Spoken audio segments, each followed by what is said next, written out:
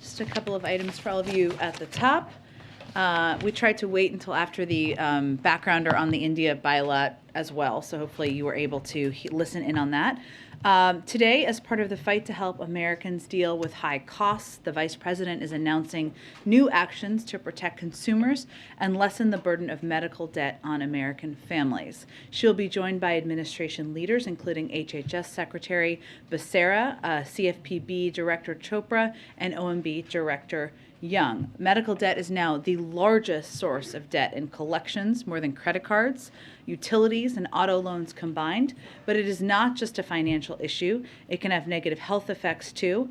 Studies have found that Americans with medical debt are more likely to avoid seeking additional medical care than those without debt. Getting sick or taking care of loved ones should not mean financial hardship for American families.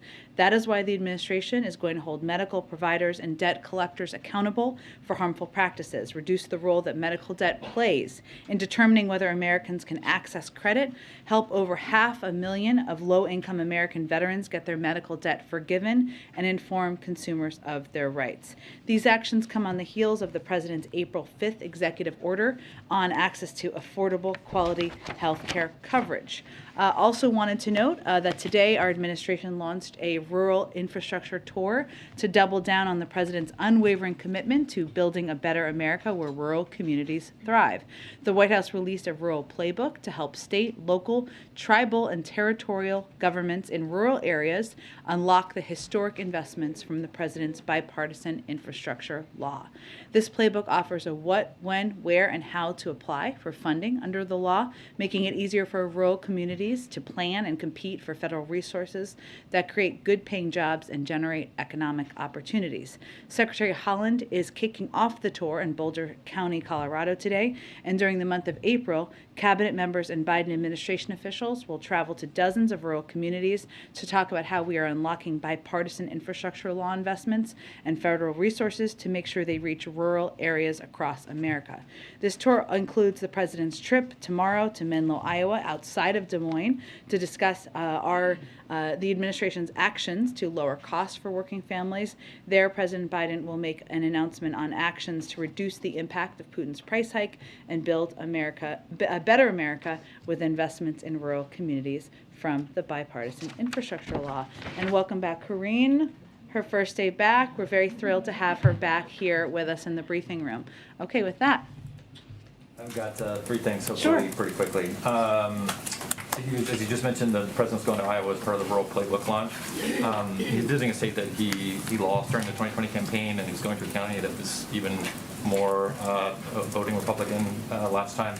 I'm wondering if that will make it harder for that area to receive his message politically. Well, I think the President is not making this trip through a political prism. He's making this trip because Iowa is a rural state in the country that would benefit greatly from the President's policies, including the policies that he'll be talking about tomorrow on his trip. When he was running, I think many of you heard him say and convey he wanted to be the president for all people, whether you voted for him or not. And this is certainly an example of his effort to do exactly that. On another topic, looking at the bilateral, how much did the President push the Prime Minister to limit Russian energy imports and arms, and what was the response? Well, we'll let the Indian government project their response, or not their response, but their readout of the call. I would say that energy imports are not banned. They don't violate our sanctions. We certainly recognize every country is going to take steps that are in their interest. At the same time, on this call, what the President did is consistent with what our Deputy National Security Advisor, of course, did during his visit just a few weeks ago, was to make clear what the impact, of course, of our sanctions would be. We expect everybody to abide by those. And while India only imports about 1% to 2% of its energy from Russia, we also made clear, and the President made clear, that we would be happy to help them in diversifying this as well. In terms of And we also made clear, I should say, that the president also made clear that he does not believe it's in India's interest to accelerate or increase imports of Russian energy and other commodities as well, which is something we certainly convey to other countries. In terms of military actions. We have not made a decision about the waiver under CATSA. In terms of how much it was discussed during the call, I'd have to get more details from our national security team on that specifically. Go ahead. Jen, on the new rule today, this is already facing the threat of legal challenges from some gun groups.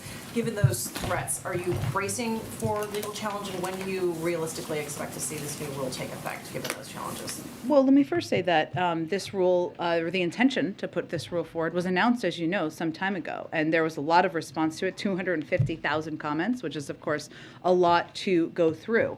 What this is a reflection of, and why the president is, of course, confident or hopeful about our ability to ensure we can continue to implement it, is the fact that ghost guns kill people too. Ghost guns can be purchased online. People put together these kits. There are not background checks that are required. They're not under the same, they're not also required to have serial numbers, which makes it more difficult for law enforcement to track when these have an impact in crimes. So, of course, the president is confident in any executive order and the legal authority that he puts forward. But what's important to note about the announcement he is making today is that this is a rule that is supported by law enforcement. It is a rule that will help address what we know is a rising component of gun crimes across the country, which is the use of ghost guns. And to the president, it was important to take a step to address that. Going off of what you just said, please tell us that these guns are as simple as clicking on the internet and snapping parts together. Will there be, can you say, this administration say there will be fewer shootings as a result of what the president is doing today? Well, that's always our hope and our objective, right, is to reduce the impact of gun violence. As we've seen violence go up, we have seen a huge, vast majority of that, nearly 3/4, as a result of guns. And ghost guns, as you said, Cecilia, are used by simply clicking and ordering online, ordering a kit that people can make in their homes. And that is one of the reasons why this action or efforts to take more steps has been supported by a range of law enforcement officials. From the International Association of Chiefs of Police said that ghost guns are, quote, increasingly used by criminals and terrorists. We saw Governor Larry Hogan, of course a Republican, as you know, call Maryland's bill banning ghost guns a, quote, positive step as we seek to stem the tide of violent crime. Brown County, Wisconsin Lieutenant Matt Ronk said ghost guns are, quote, a new threat. And there are a range of police leaders and officials across the country who have conveyed how important both these components that the president is announcing today are to addressing the threat of ghost guns. Hey, Jim, just to follow up, did the president get a commitment from Prime Minister Modi not to accelerate or increase imports of Russian energy? I'll let Prime Minister Modi and the Indians speak to that. Again, it's 1% to 2% at this point in time. It is not, they import 10% from the United States.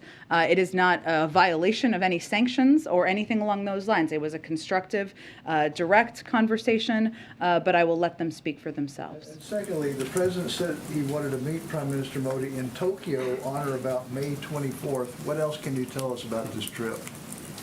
The president is looking forward to going to Asia at some point, but I don't have any more details at this point in time. Clearly he's excited since he talked about it today. And lastly, any details about this announcement tomorrow in Iowa? Is it related to ethanol? I don't have any more details at this point in time. As you all know, we are taking a range of steps to reduce the price of gas, to move us toward a long-term, more clean energy economy, but I expect we'll have more of a preview for you later today. Go ahead. Thanks, Jen. Back to the conversation with Modi. Did the president urge Modi to speak out more forcefully against the Russian invasion?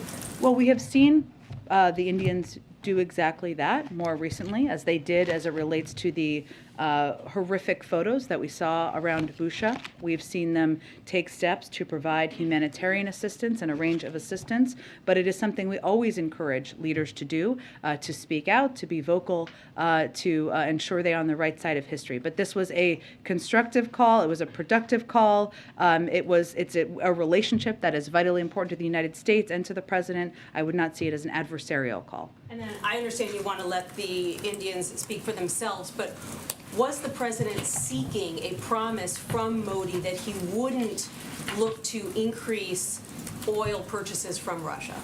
Well, the president both conveyed that we are here to help them diversify their means of importing oil. Again, the imports from the United States are already significant, or much bigger than the imports that they get from Russia. And we, of course, the president conveyed very clearly that it is not in their interest to increase that. But beyond that, I would let the Indian leaders speak for themselves. And then Go ahead. I'm wondering if, last night Ukrainian President Volodymyr Zelensky told 60 Minutes that the Ukrainian military has recordings of conversations between Russian troops talking about committing atrocities that would qualify as war crimes. Wondering if anyone in the U.S. government has been able to listen to these intercepts, or whether the U.S. government has similar intercepts. Well, I don't have anything to confirm on that front from here, but what I would reiterate is something Jake Sullivan said last week, which is that as we're looking to provide data and information to war crimes investigations, of which there are a range of options currently underway, the OSCE, obviously the ICC, the Ukrainian special prosecutor is also gathering information. We're going to provide any data and information we can, and we're going to encourage other countries to do exactly that. We've already called a range of these actions we've seen war crimes. That is important, but there's also going to be an investigative step where all of this will be fed into. That can also take some time. If this ended up at The Hague, is that something that the White House would support? We're not going to prejudge which format or forum that it can take. There are a range of different options that history has utilized, whether it's the ICC or the OSCE, and basically an international fora is probably the appropriate forum, but we're not going to predetermine what that looks like. Go ahead. Thank you, Jen. Does the U.S. intend to return its diplomatic presence to Kyiv? That is, of course, our objective over the course of time, but we're going to have to assess when it's the right time to do exactly that. Is it considering moving back into Ukraine, potentially to Lviv, sooner rather than later? I don't have a prediction of that at this point. Obviously, it's in our interest to have a diplomatic presence on the ground, but that is an assessment made by the State Department, made through the prism of security considerations, and sometimes it's a smaller presence that gets larger, but they are really the appropriate entity to speak to that. Is there any concern that if the U.S. does not get its diplomatic presence back sooner, that it'll appear that we're leading from behind, as you've got the European Union, I believe the Czech Republic, Italy, a lot of countries are coming forward and saying that they're going back to Ukraine and the U.S. hasn't done it yet? I would say that the most important thing the United States has done and continues to do is lead the entire global coalition in standing up against Russia and ensuring we are providing military security assistance, expediting that, tapping into not only our own resources, but the resources of countries around the world, and leading the world in a package of economic sanctions that has had a crippling impact on the Russian economy. Those are the most important factors. Has the president asked to go to Ukraine? I'm not going to get into private conversations. What I will tell you is we're not currently planning a trip by the President of the United States to Ukraine. What is most important to the Ukrainian leadership is that we are expediting weapons and getting them the assistance and security systems they need, and that is what our focus is on. And who decides if the president goes to Ukraine or not? In what way? He had said when he was in Poland that he expressed interest in going to Ukraine, but they wouldn't let me. So I'm wondering who I'm not advises going to that. get into private considerations internally on that front. Okay, and then on Title 42, you said over the weekend that the administration agrees more needs to be done, the immigration system is broken. This was in response to a question about Sure. Democrats who don't want to lift it right now. You invited Republicans to work with the White House to get something done on immigration, but has the White House actually reached out to any Republicans to try to move this forward recently? It has been a long-standing open invitation. Any Republican who wants to work with us on immigration reform, you're invited. Let's have a conversation. We have not seen an expression of that interest across the board. So you're wanting Republicans to go to you. The White House is not reaching out then to anyone. We have conversations with Democrats and Republicans all the time, Jackie, but I think it's clear what we're seeing from Republicans is an effort to politicize this and not fix what we all recognize as an outdated and broken system. One last question. You said on Friday that the vice president was masked indoors all day, but the White House tweeted a video showing her standing over the president without a mask on. Can you explain what happened there? Well, I would say that the vice president and the president and all of us abide by what the CDC protocols are. It was an emotional day. It was a historic day. And there were moments when she was not wearing a mask inside, including in a photo, but she was wearing it 99.9% of the time. I would note the president and the vice president have both tested negative in the last 24 hours. And, we have felt and made the decision it's important to share with all of you when there are close contacts. That's exactly what we did. Why it's of interest to the public, I think, is, and you guys can agree or disagree with me, is because the four principles, the public has a right to know and an interest in knowing when the four principles have exposure or close contact exposure to any individuals who have COVID. The vice president is now 5 days post-exposure. She tested negative. Oh, go ahead. Do it. Oh, sorry. I'll go to Caitlin. Go ahead.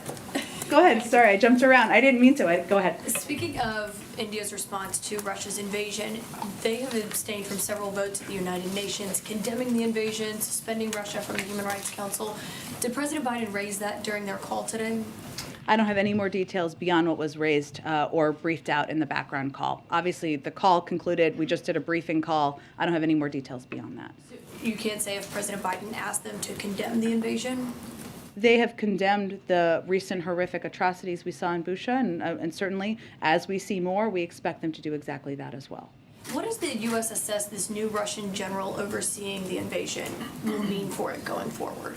Well, I would say our view is that even a changeover in personnel or leadership at the top is not going to erase the fact that this is a strategic a failure for Russia. What we should all be aware of, and we are certainly aware of, is this is a general who was already responsible for overseeing atrocities in Syria, and that we would expect that it would be a continuation of the type of atrocities we've already seen take place in Ukraine.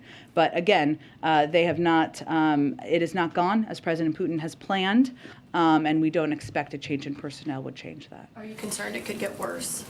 Well, I think, Caitlin, separate from any change of leadership at the top, what we have seen or we expect is as they have coalesced their resources and their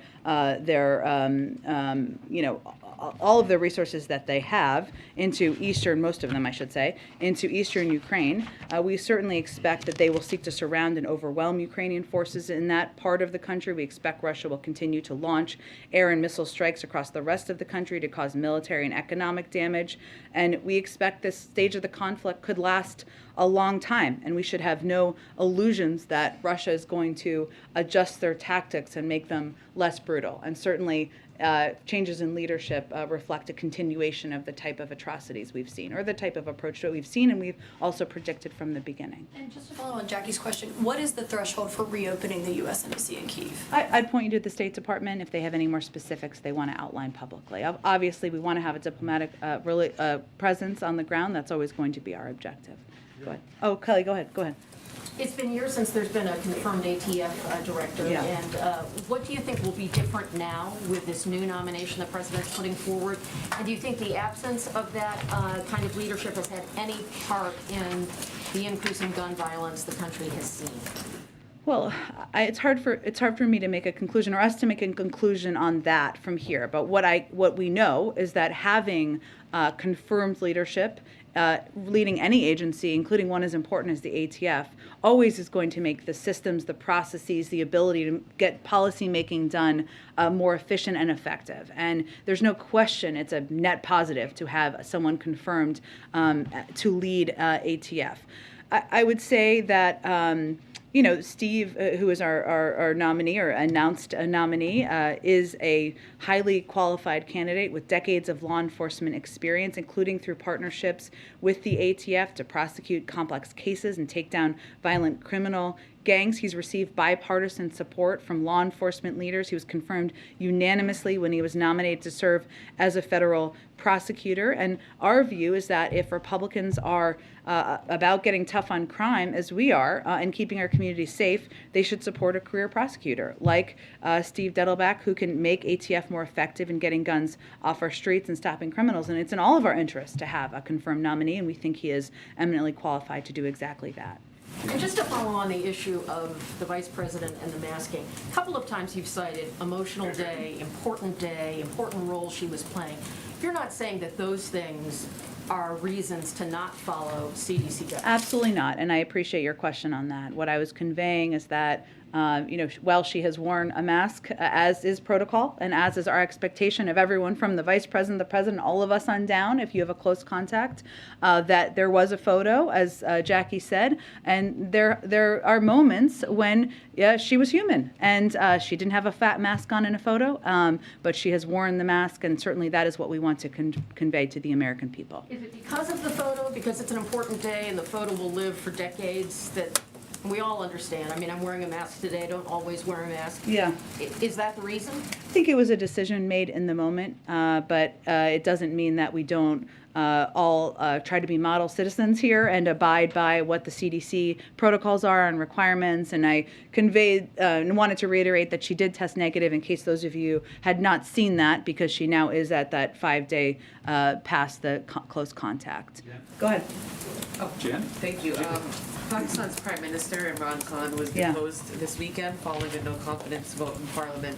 What is the administration's reaction to those developments, and does President Biden have any plans to speak with the country's new Prime Minister, Shehbaz Sharif? So we support the peaceful upholding of constitutional and democratic principles. We don't support one political party over another, and we certainly support the principles of rule of law and equal justice under the law. We value our longstanding cooperation with Pakistan, have always viewed a prosperous and democratic Pakistan as critical to U.S. interests. That remains unchanged, regardless of who leadership is. In terms of a future call, I don't have anything to predict at this point in time. Obviously, we stay in close touch with them at a range of levels. One more question on the president's call with Prime Minister Modi. Was India's acquisition of the S-400 missile defense system from Russia a topic of discussion? And do you have any updates on whether the U.S.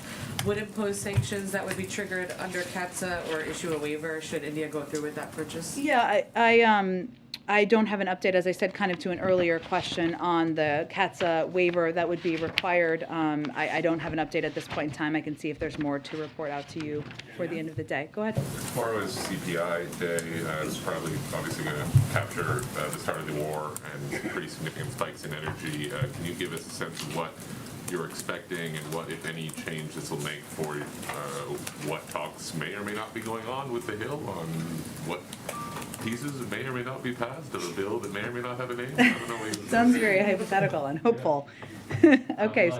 How high do you expect these numbers to be? Sure. Is there No, any attack on the strategy to pass what you believe to Sure. be inflation cooling measures in Yes, the medium term? I understand your question.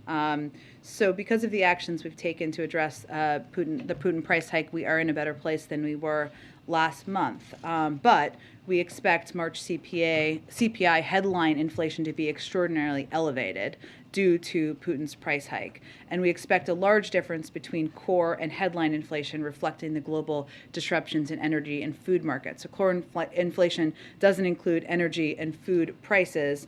Headline inflation does. And of course, we know that core inflation, energy, the impact of energy, of course, on oil prices, gas prices, we expect that to continue to reflect what we've seen the increases be over the course of this invasion. And just as an example, since President Putin's military buildup accelerated in January, average gas prices are up more than 80 cents. Most of the increase occurred in the month of March, and at times gas prices were more than $1 above pre-invasion level. So that roughly 25% increase in gas prices will drive tomorrow's inflation reading. And certainly it's not a surprise to us, but we certainly think it will be reflected. And in March, again, to give you a point of comparison, the average cost of a barrel of oil was around $110. That's compared to about $75 at the beginning of the year. So we expect this to all be reflected as we look at the data tomorrow. I will say that anytime there is heightened monthly data or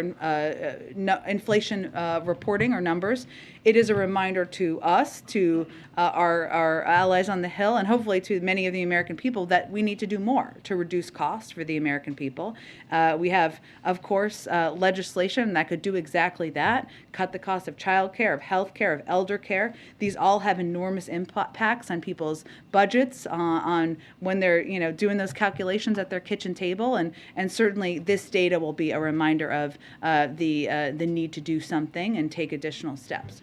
Yeah. The President signed the PNTR bill on Friday. Yes. Do you have anything to share on next steps for that? In other words, how quickly would tariffs on Russian goods change across the Yeah, that's a great question. Let me see if I can get you a more how quickly it would be implemented.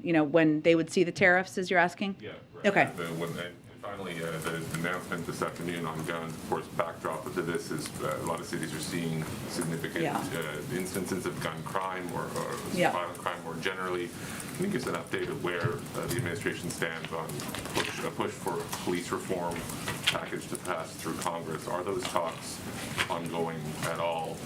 Or is the calculus of the sort of escalation in crime has made it even more difficult to pass the police reform package right now? Well, I would say first on gun violence, which we do recognize as an enormous problem, and of course a driver of what we've seen as the rising rates of crime across the country for some time. We are going to continue to call on Congress to do more. We're not going to wait while lives are being lost and when more reforms need to be put in place. So I think there's kind of two components here. There's obviously police reform.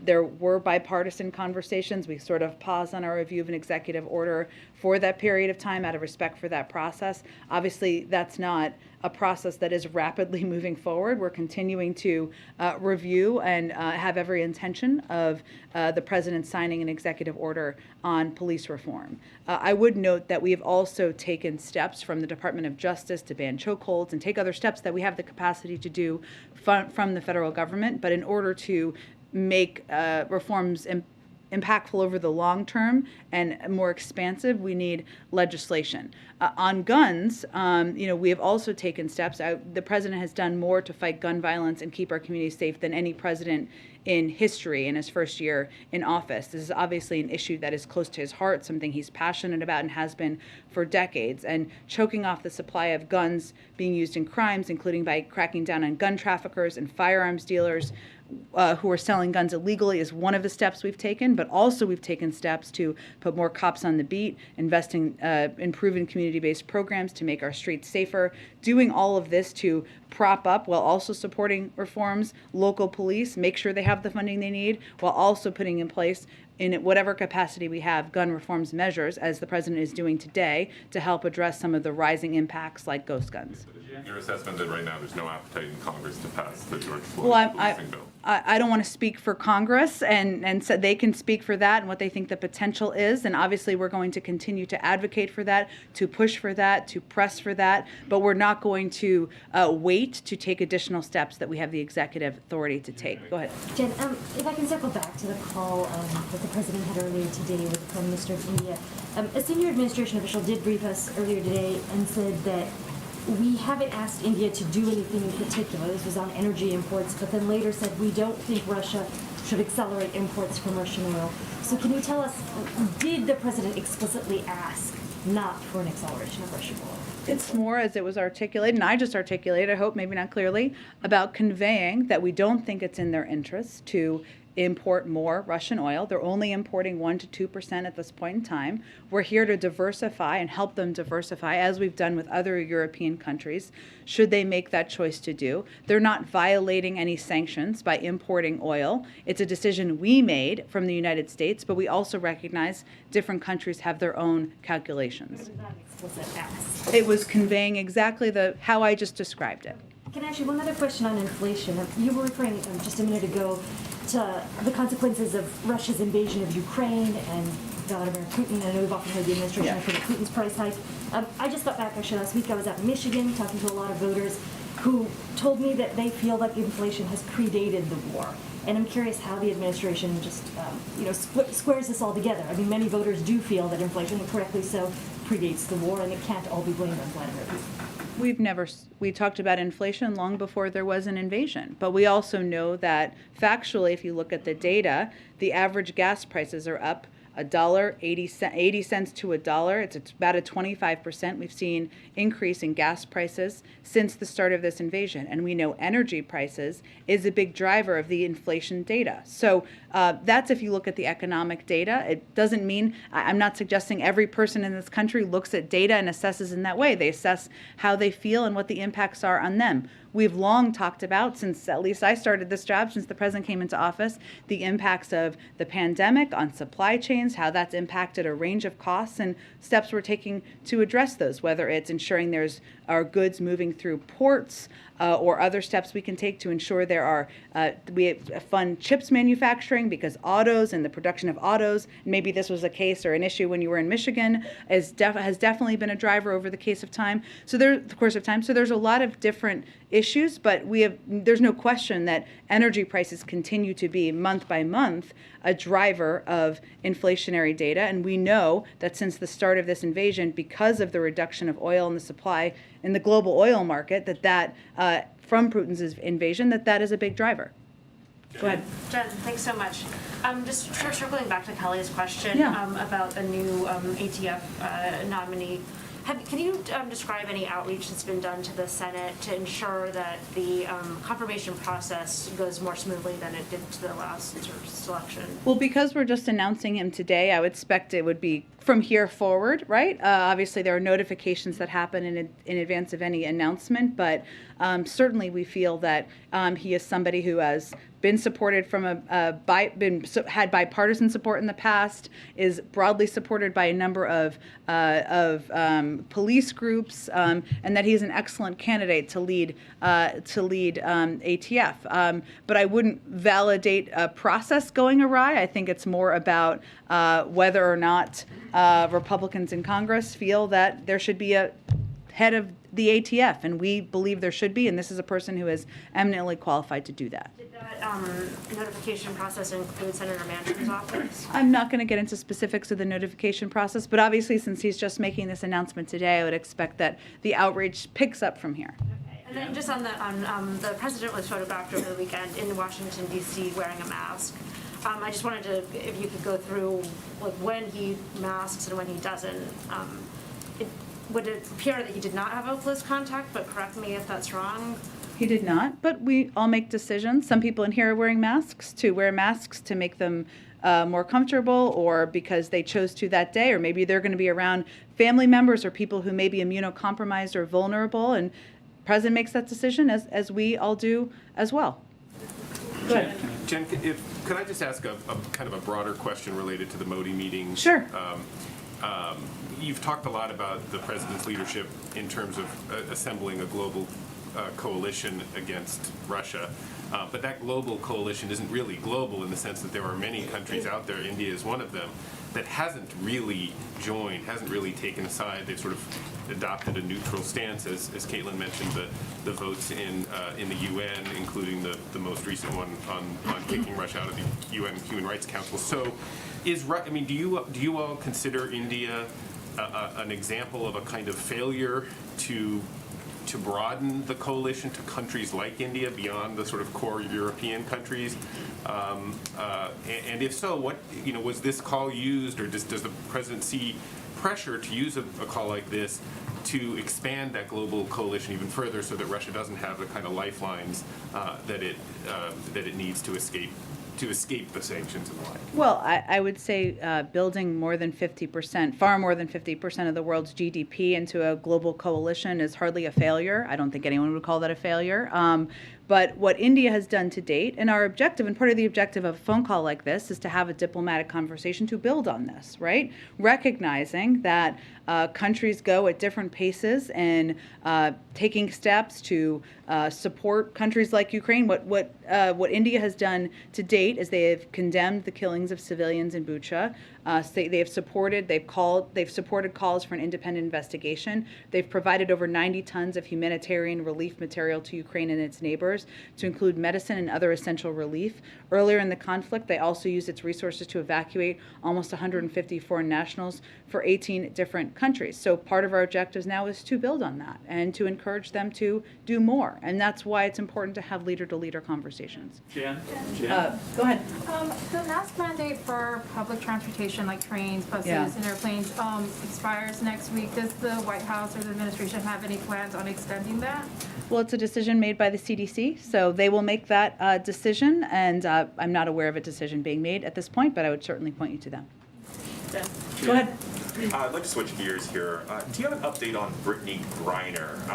Russian state media reporting that her detention's been extended at least until May 19th. And also, is it still a strategy not to talk about her case or limit talk about her case to keep from politicizing it?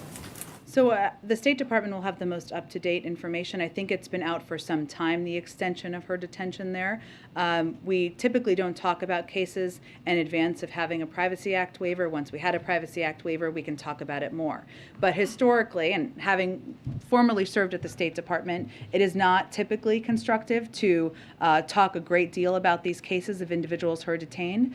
It can historically impact our ability to bring them home, and that, of course, is our objective. But the State Department makes those determinations. They are in closest touch with efforts to bring her home, and that certainly is our objective. And I have to ask Trevor Reed or Paul Whelan. Again, these are, of course, individuals, and we want to do everything we can, and we are doing everything we can to bring them home, including raising their cases at every opportunity. But typically, it does not benefit the cases to talk publicly about these cases, and I would use evidence of some individuals we've been able to bring home from a variety of places in the last several months where we didn't talk a lot about them in advance. Our goal is to bring them home. Go ahead. Thanks, Jen. On the president's conversation with Modi, wondering if the fact that Mayor Garcetti doesn't appear to have the votes for confirmation right now, is there any concern around that, especially given how much the U.S. wants to press India not to cooperate with Russia? Was that, the question of his confirmation discussed, and does I'm not aware of it being a topic during the call. Does the president still support his nomination? Yep, he does. And then, is there any reaction on the French election and the outcome with Le Pen? And There's not an outcome yet. It goes to a runoff. So obviously at this point, we're not going to speak to that. Go ahead. Thank you. During the call, Prime Minister Modi thanked President Biden for organizing this call. Can you give us a broader context into it, why this call was organized by President Biden and at this particular time? Sure. Well, I would say India is an incredibly important partner. We consult very closely with India on a range of issues, and this was an opportunity to discuss, work very closely and discuss the consequences of Russia's unprovoked and unjustified war against Ukraine. This builds on discussions that have happened, obviously at a lower level than Prime Minister Modi and President Biden, but certainly is a reflection of the value the president sees in leader-to-leader diplomacy and having conversations that are candid, that are direct, but also provide, hopefully, a pathway to continuing to build on the steps we've seen India take in recent weeks. Given the situation that in neighboring Pakistan, what is your assessment of the situation there, given that it's a nuclear power country, the situation is quite volatile? In terms of the new leadership, or what aspect? The security aspect of Pakistan.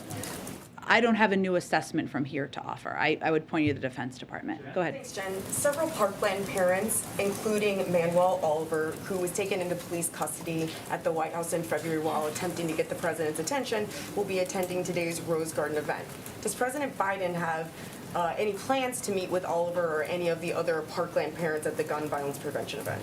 I will check. I don't believe there are additional meetings, but obviously inviting these incredibly courageous parents who have experienced the worst thing that can happen to a parent in their lives is a reflection of his respect and all of our respect for the work they've done, their advocacy, and certainly an acknowledgement of that. And yesterday, on a separate topic, Larry Summers warned that a recession could be on the way in the next 2 years based on the inflation and unemployment rates. Is the White House also concerned that a recession could hit in the next 2 years? And what do you make of his prescription of tariff reduction, strategic petroleum reserve release, adjusting immigration flows, and the federal government purchasing things more inexpensively? Well, I would say a number of those things we're already doing, but I would say to your earlier question, we of course continue to assess the state of our economy, the health of our economy. That's not a projection we have made from here. We believe that the economy is strong. We have created more jobs last year than any year in American history. We saw the unemployment rate at 3.6% last month. And we know that as we're continuing through an economic recovery, that there are areas that we need to focus on, including bringing down costs for the American people. But we are continuing to assess. We've not made that projection from U.S. government economists that Larry Summers has made. Go ahead. Thanks, Jen. On the guns, Biden's approval rating on crime is at 34% for some of the latest polling. That's at the same time as you know that background checks have a lot of approval from the American public, as well as there's 63% that have supported the ghost gun regulation that you guys are finalizing today. What's causing the disconnect there? Is there any plan to change the White House's messaging moving forward from the events today? Well, I would first say that there's nothing the president would love more than signing background check legislation into law. That's something he has been a leader, a champion, and advocate for throughout his career, and also banning assault weapons. He'd love to be having an event in the Rose Garden today, signing legislation into law. And you're right, it's hugely popular. It doesn't make a lot of sense, except for the hold the NRA still seems to have over components of government at this point in time. Not our government, but people who are elected. So I wouldn't say our messaging has changed. I think it's important, and that's always been the case, but ghost guns, we know, are an area where we can take steps to help through executive authority and through executive actions, as the president is doing today, to put in place background checks, to put in place a requirement of serial numbers, to bring them more in line with a range of other guns. But we'd love to get broad background check legislation signed. To ask you, do you have any response to the news that Jared Kushner secured a $2 million investment from a fund led by Saudi Crown Prince, led by the Saudi Crown Prince? I don't have any comment from here, but maybe they'll have a comment. Go ahead. Thanks, Jen.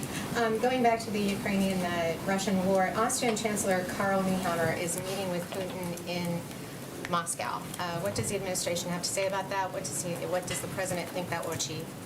Well, I think we've encouraged or supported any efforts at diplomacy. We've, though, encouraged anyone who is speaking with or meeting with, however they're engaging, with President Putin to also engage with Ukrainians. They are the country that is being invaded right now. And so if you're going to play a role in diplomacy, that is an especially important component. I would expect at some point we'll get a readout of their conversation, so I can't predict if it's constructive or not. And a follow-up on Pakistan, if you will. The new Prime Minister, Sharif, what arrangements does the administration have to contact him, and what's moving forward on that? You mean whether there will be a call from the president? Right. I don't have. Oh, What good. expectations are there for his new administration, too? I don't have a prediction of a call at this point in time. I mean, obviously, those are assessments made day by day, and especially after new leaders are elected, of course. We have a long, strong, and abiding relationship with Pakistan, an important security relationship, and that will continue under new leaders. Go ahead. Hey, thanks, Jen. So you said that 2% of the oil coming from Russia is imported into India. 1 to 2. 1 to 2. That's about 16 million barrels. So far, according to contracts, India has imported 13 million barrels since the war began, or since the invasion began of Ukraine. Why not just come out and ask them to help isolate the Russian president? I think the president conveying, our deputy national security advisor conveying, they should take steps. We encourage them to take steps to diversify. We're here to help and assist in that, and also conveying it's not in their interest to increase the import of Russian oil. I think that speaks for itself. But we also know different countries are going to make decisions based on what their needs are economically and what the needs are for the people in their country. We have, of course, banned the import of oil here. Other countries have not done that, so it's not a violation of any sanctions or any requirement or request from our end. On inflation, Odessa, so you're saying that because of the president's work, then we will see in the core inflation, without gas and food, you'll see that core come down, and you'll see the results of his work in that inflation number? I was making a prediction not of that, but of the fact that you're going to see, because of the increase in the price of oil, you're going to see an increase in the overarching headline number. What, the core inflation, you're saying that the The president's core war- inflation, as you know, because you cover this very closely, does impact a range of factors that we're still working to address. So, but I was making a prediction about the headline component. Okay, thanks everyone. See you tomorrow. Or only if you're going to Iowa, I guess. But for those, yes, wouldn't miss it.